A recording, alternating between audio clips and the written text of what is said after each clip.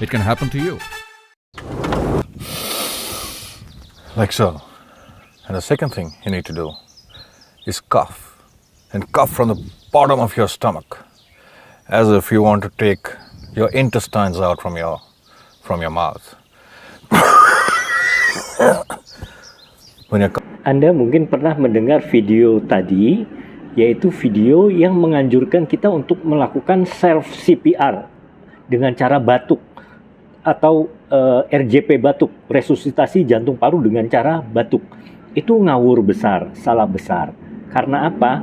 Karena RJP atau resusitasi jantung paru itu dilakukan untuk pasien yang mengalami henti jantung. Kalau kita mengalami henti jantung, otomatis kita akan pingsan, tidak sadarkan diri, dan harus orang lain yang melakukan RJP. Yang namanya serangan jantung itu tidak perlu di RJP, dan dengan batuk juga tidak memperbaiki keadaan, malah justru bisa memperparah keadaan. Beda antara henti jantung dengan serangan jantung. Kalau henti jantung, denyut jantung berhenti, kita akan pingsan, tak sadarkan diri. Orang lain harus bantu kita RJP, masas jantung. Tapi kalau serangan jantung itu biasanya terjadi karena iskemik atau sumbatan pembuluh darah. Jadi jantung bisa mengalami iskemik atau infark, kematian otot jantung, itu nyeri sekali. Biasanya menjalar nyerinya, sakitnya di dada sampai ke lengan. Kemudian sampai ke leher kadang-kadang.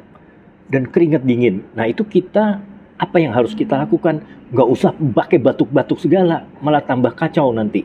Malah tambah lemes.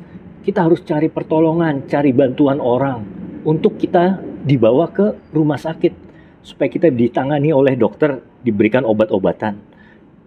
Jadi jangan sampai terkecoh dengan teknik-teknik atau informasi kesehatan yang palsu yang justru akan merugikan kesehatan kita.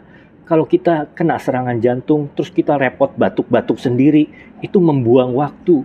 Langsung cari pertolongan sama orang lain untuk kita dibawa ke rumah sakit atau telepon emergency supaya kita bisa ditangani, bisa langsung dibawa ke rumah sakit dan mendapatkan pertolongan dengan cepat.